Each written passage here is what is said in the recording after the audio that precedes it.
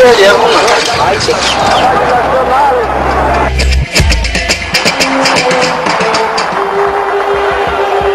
trabalhador brasileiro possui de seu código.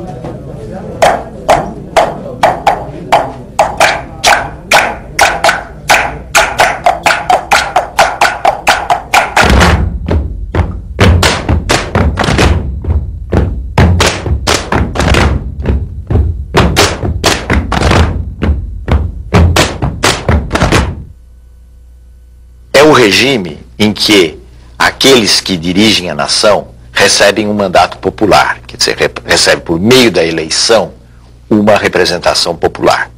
Isso distingue a democracia de qualquer regime autoritário, totalitário. Isto é, a ideia de que a soberania reside no povo e o povo elege os seus representantes.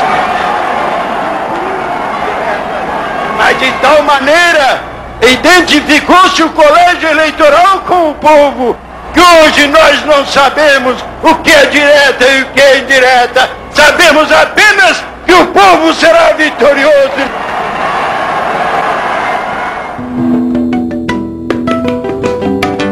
A morte do Tancredo levou à chegada ao poder do vice-presidente, que tinha sido eleito, José Sarney.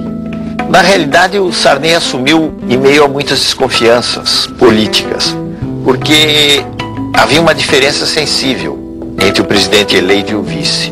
O Tancredo era um homem moderado politicamente e que vinha longamente combatendo o regime autoritário. Então ele tinha um crédito de confiança grande.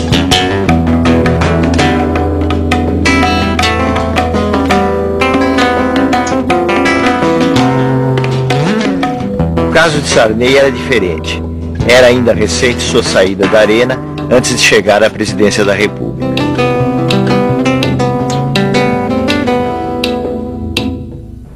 O Sarney manteve o SNI, o Serviço Nacional de Informações, como um órgão que vinha da ditadura e que ele entendeu que poderia ser adaptado a um outro contexto.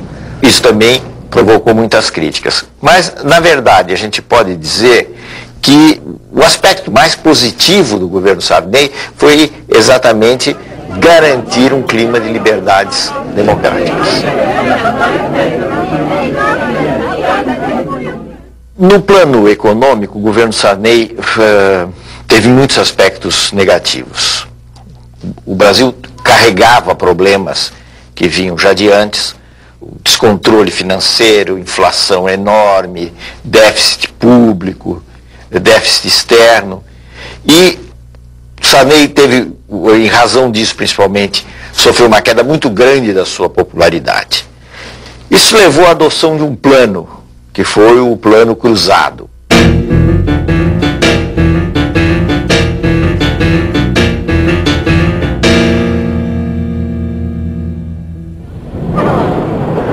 Se propôs um aumento imediato de salários, um congelamento de preços, e essas duas coisas juntas não funcionaram. Quer dizer, o congelamento mais o aumento salarial levou a uma busca de bens de consumo enorme por parte da população. Foi um momento de euforia, vamos dizer assim, da sociedade. Preocupado com a explosão de consumo que levaria a uma inflação de demanda, o ministro Funaro pede à população para poupar. E a forma de ajudar é poupando. se eles consumirem um pouco menos. Nós estamos consumindo 30%, 40%, 50% acima do ano passado. Vamos consumir um pouquinho menos para dar mais tempo para que as empresas produzam mais. E guarda esse dinheiro na poupança. É uma grande forma de ajudar o Brasil.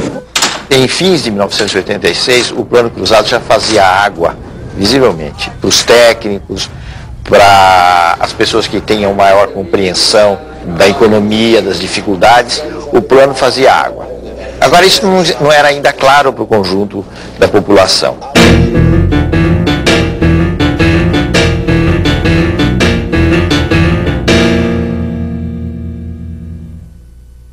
Brasileiras e brasileiros, boa noite.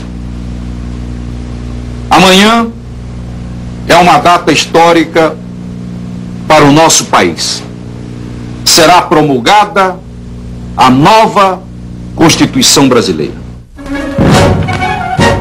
A gente deve identificar algumas coisas positivas e várias coisas negativas na Constituição de 88.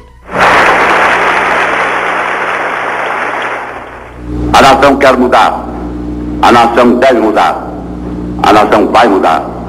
A Constituição pretende ser a voz, a letra, a vontade política da sociedade rumo à mudança. Que a promulgação seja nosso grito. Mudar para vencer. Muda, Brasil!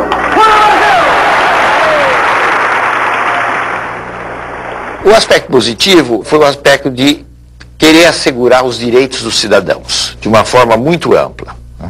O direito de obter informações nos órgãos do Estado, por exemplo, o direito das minorias, o direito dos índios, como nunca existia no passado, foram alguns exemplos dos lados positivos da Constituição. O lado negativo foi o detalhamento excessivo da Constituição. Quer dizer, a Constituição entra em detalhes de direitos trabalhistas, de direitos de maternidade, etc., que não são questões próprias de uma Constituição. O senhor votou em que nome? PRD. Partido Democrático Popular. PDP? PDP. PSDB. Do ponto de vista partidário, as alterações que ocorreram foram uma cisão no PMDB, com a formação do PSDB. O partido é como que um cais. Os que chegam são motivo de alegria. Os que partem, de saudade precoce. Nós vamos ser um partido da reforma social, sim. Nós vamos fazer as reformas. O governo anuncia o Plano Cruzado 2. Além de medidas de estímulo à poupança, o novo pacote trouxe novos preços e mais impostos. Os mais atingidos com as medidas compulsórias são os assalariados de classe média. Despenca da noite para o dia a popularidade do governo.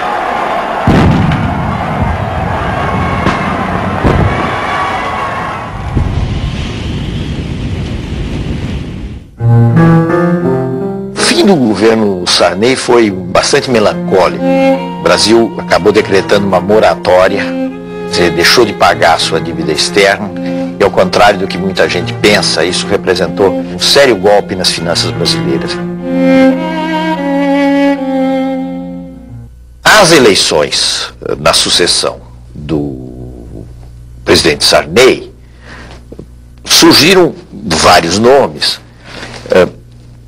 Brizola naquele momento teve o seu, digamos assim, o seu apogeu como candidato à presidência da República. Porém, a disputa acabou concentrada no segundo turno entre Luiz Inácio Lula da Silva e Fernando Collor.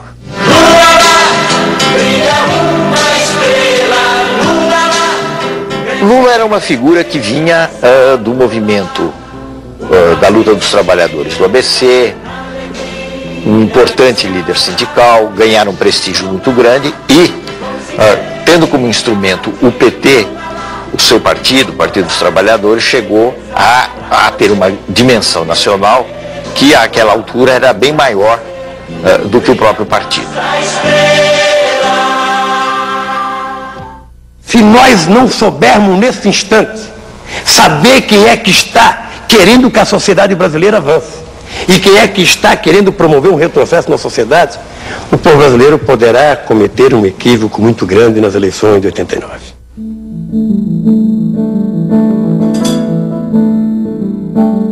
O Collor era uma figura que vinha, primeiro, de um estado pequeno, vinha de Alagoas. Segundo, não tinha nenhuma máquina partidária que o apoiasse. Em terceiro lugar, ele usava o marketing e usava certos temas de moralização com muita eficácia.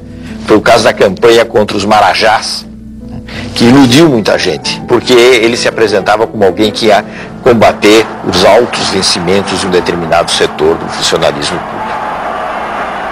Eu confio no Brasil. Eu confio no futuro que está reservado à nossa pátria. Com trabalho, com experiência administrativa como eu tenho, com coragem, com determinação política e no exercício da autoridade de presidente da República, nós haveremos, com a ajuda de todos aqueles que desejarem se incorporar nesse processo, de construir um Brasil novo, de construir um Brasil melhor, de construir um Brasil de que se orgulhem todos os seus filhos. Boa noite, minha gente. Esse foi um embate muito renhido e, como nós sabemos, o Collor acabou se elegendo presidente da República.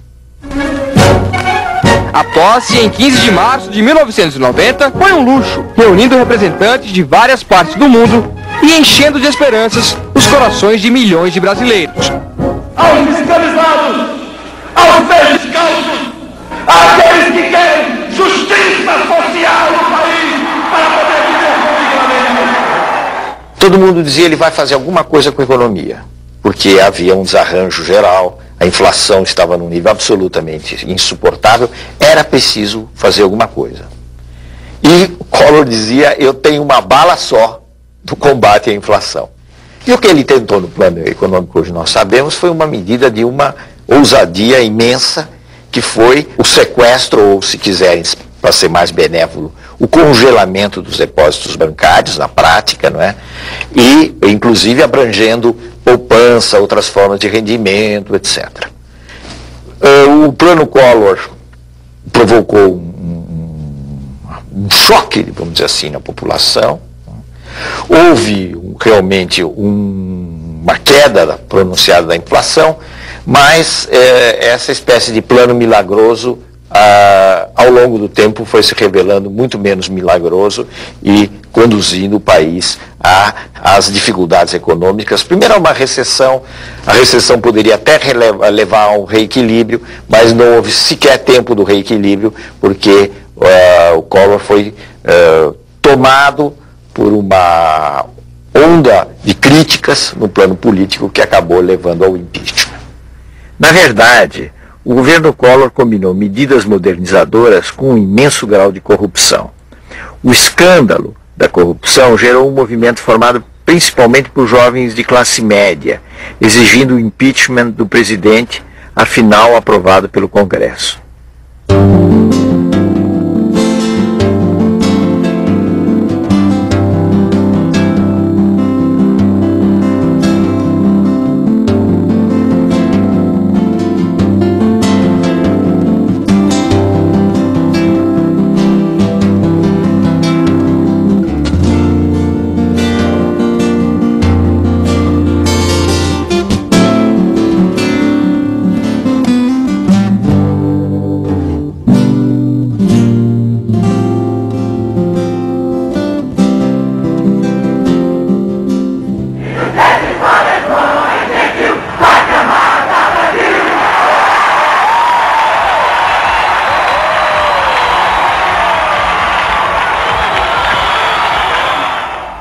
A lição que nós tiramos do impeachment é uma imensa lição. É uma coisa extremamente positiva e que nos leva a um otimismo razoável sobre a vida política brasileira, que tem muita coisa ruim, muita coisa negativa, mas que também tem muita coisa positiva.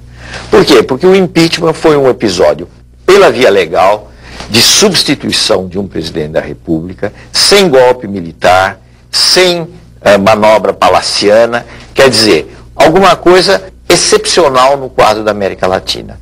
Foi um momento de um passo a mais na maturação da democracia brasileira. Iniciamos esse trabalho citando que conhecereis a verdade e a verdade vos libertará.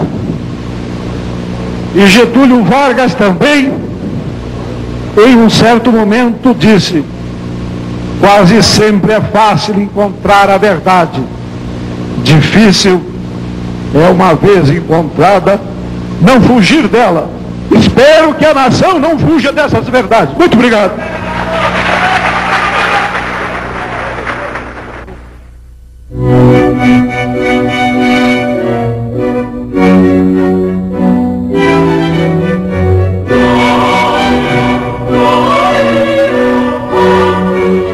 No plano mundial, um dos acontecimentos mais importantes e que se reflete em todos os países, portanto no Brasil também, foi a crise da União Soviética e o fim da União Soviética. O fim, simbolicamente, foi representado pela queda do Muro de Berlim. Com o fim da União Soviética, a crise na Rússia, o que nós tivemos foi o fim da Guerra Fria, que dividia o mundo em dois campos e alterou muito as relações políticas no mundo, e o início de um processo que nós podemos chamar de plena hegemonia americana. A globalização é uma interpenetração, digamos assim, econômica e financeira que se dá em todo o mundo, não de uma forma igual, porque existe um centro hegemônico da globalização, que são os Estados Unidos. Mas eu diria que a globalização tem possibilidades positivas. O intercâmbio comercial, cultural entre as nações é em si mesmo um fator desejável, e tem riscos reais, porque a globalização, se não houver medidas no sentido de limitá-la ou de alguma forma regulamentá-la, a globalização tende a acentuar desigualdade entre países ricos e países pobres.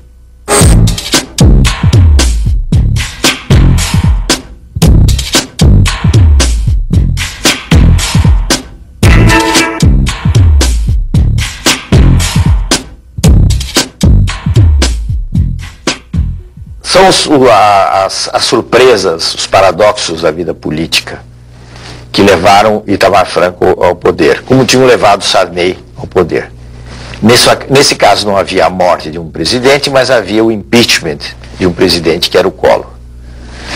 Itamar era uma figura que vinha dos quadros do velho MDB, dos quadros da oposição, e que encontrara uma chance de subir na política mais, como candidato a vice do Fernando Collor.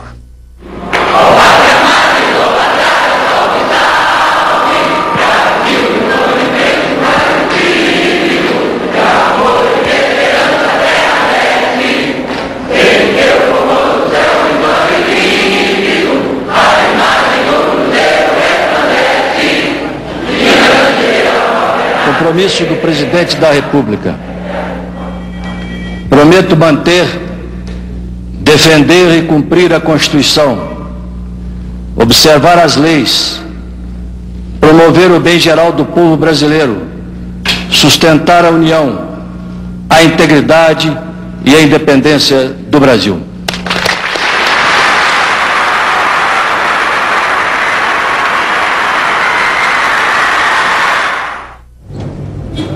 Itamar fez basicamente um governo de transição. Ele completou o período Collor. E eu creio que a coisa mais importante que ocorreu no governo Itamar foi a implantação da URV, da Unidade Real de Valor, um passo absolutamente necessário para a implantação do Plano Real. A moeda é o mais concreto dos atos de confiança das nações em si mesmas. Por isso, todos os processos inflacionários da história se relacionam com as crises políticas e com as crises morais. Com o real, o dinheiro que está no bolso do trabalhador vai manter o seu valor. Muito obrigado. Essa medida, a escolha de Fernando Henrique Cardoso para o Ministério da Fazenda, eu acho que foram os méritos mais significativos do governo Itamar. A disputa pela presidência da República, em 1994, se deu essencialmente entre Lula, que era mais uma vez candidato pelo PT, uma frente de oposições, agora enfrentando Fernando Henrique Cardoso. A candidatura de Fernando Henrique foi altamente beneficiada pela instituição da URV e pelo Plano Real.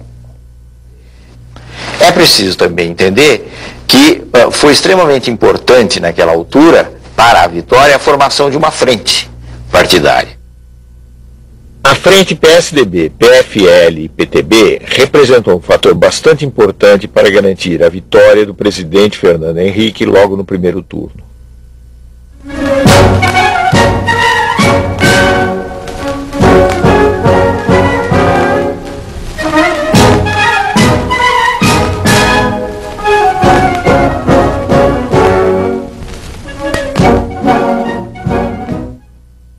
O Plano Real apresentou muitas diferenças com relação a planos anteriores. Primeiro porque ele acabou com a chamada indexação da economia. Quer dizer, acabou com aquele circuito de que os preços vão aumentando em função da inflação, etc. Ele quebrou isso. Fernando Henrique chegou às 9h30 da manhã, cercado de crianças, comeu pão com manteiga e tomou café puro. Foi interrompido para dar autógrafo. Fernando Henrique pagou a conta de 55 centavos com uma nota de R$1 e recebeu um desconto de 5 centavos.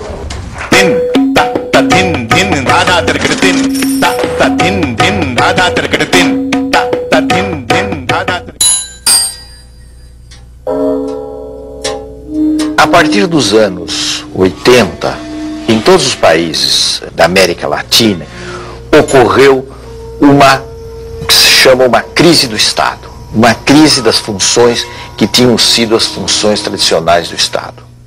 Quais eram essas funções tradicionais, que vinham, digamos, de 1930 para frente? Eram as funções de um Estado que tinha um papel importante de financiar a economia, financiar o desenvolvimento econômico, controlar, ser dono, inclusive, de empresas nas áreas estratégicas, tudo isso levando a um desenvolvimento que tinha o Estado como eixo. No caso brasileiro, a tentativa de mudar esse modelo do Estado, tornando mais flexível, privatizando serviços, começou de uma maneira muito tímida no governo Sarney. Avançou algo no governo Collor, mas foi no governo Fernando Henrique que se deram as privatizações de empresas importantes. Declaro vendida as ações da Teleste Participações S.A. pelo valor de 5.783 bilhões de reais, com ágio de 64,28%. Então, as privatizações são um fenômeno dessa reavaliação, dessa mudança das funções do Estado, pensada em termos diferentes do que se tinha no passado.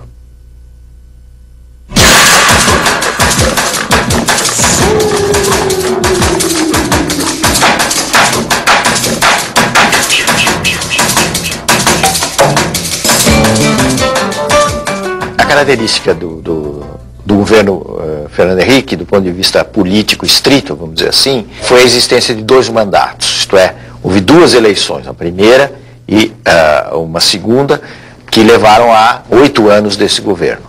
A hipótese de reeleição não existia no nosso sistema republicano. Ela foi votada no Congresso, né, através de uma alteração da Constituição, e foi por via dessa alteração da Constituição que se deu a possibilidade de Fernando Henrique voltar a se candidatar em eleições disputadas mais uma vez contra Lula e que ele veio a vencer. O primeiro mandato foi basicamente a consolidação inicial do Real e as reformas da Constituição e a tentativa de fazer algumas reformas que são necessárias, a Previdência, a da administração pública, etc. Bom, essa tentativa foi frustrada até certo ponto, porque a reforma da Previdência não foi feita. Então, eu diria que nós avançamos bastante no primeiro mandato, né, no que diz respeito à parte econômica, quebra de monopólios, etc. Bom, o segundo já foi caracterizado pelas turbulências da globalização, porque ele se iniciou sob a crise do México que foi em 98, 99. E foi uma crise atrás da outra. Então, qual foi o trabalho no segundo mandato? A despeito de tudo isso, manter o Brasil razoavelmente bem. Apesar das turbulências, crescemos pouco, mas crescemos. No conjunto, o mais importante para mim é outra coisa. É democracia e é um clima de respeito, de tranquilidade. Um clima que permitiu e permite que as pessoas exponham seus pontos de vista com toda a liberdade. Acho que isso é importante para que o Brasil possa realmente ser uma democracia, que não é fácil, por causa da desigualdade e da pobreza.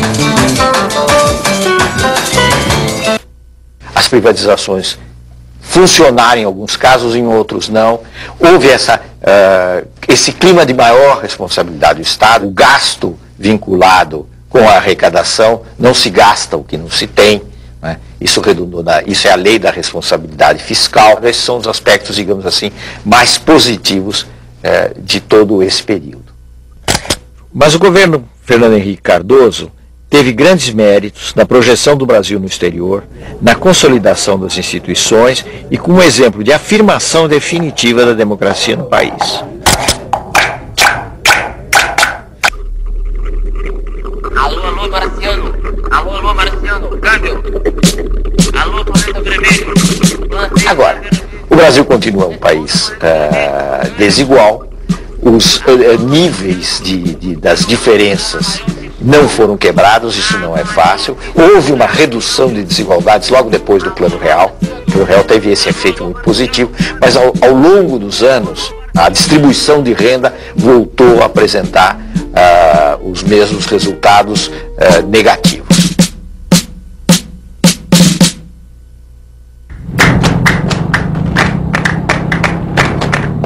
As eleições de 2002 se caracterizaram pela sua absoluta normalidade. A nítida vitória de Lula rompeu muitos preconceitos, representando um fenômeno novo na história do Brasil.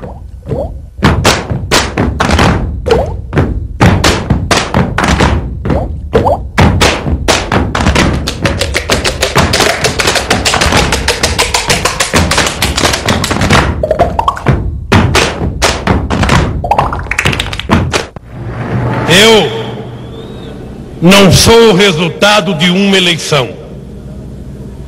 Eu sou o resultado de uma história.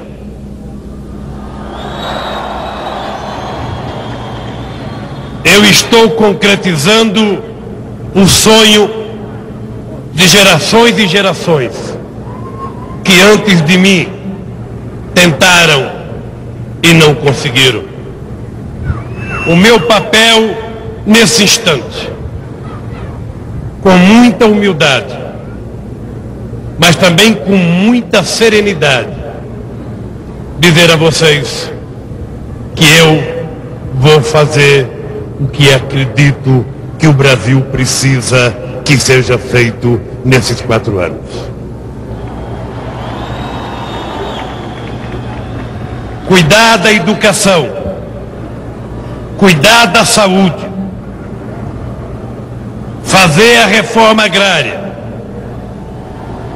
cuidar da previdência social e acabar com a fome neste país são compromissos menos programáticos e mais compromisso moral e ético que eu quero assumir aqui nessa tribuna, na frente do povo, que é o único responsável pela minha vitória e pelo fato de eu estar aqui hoje tomando posse.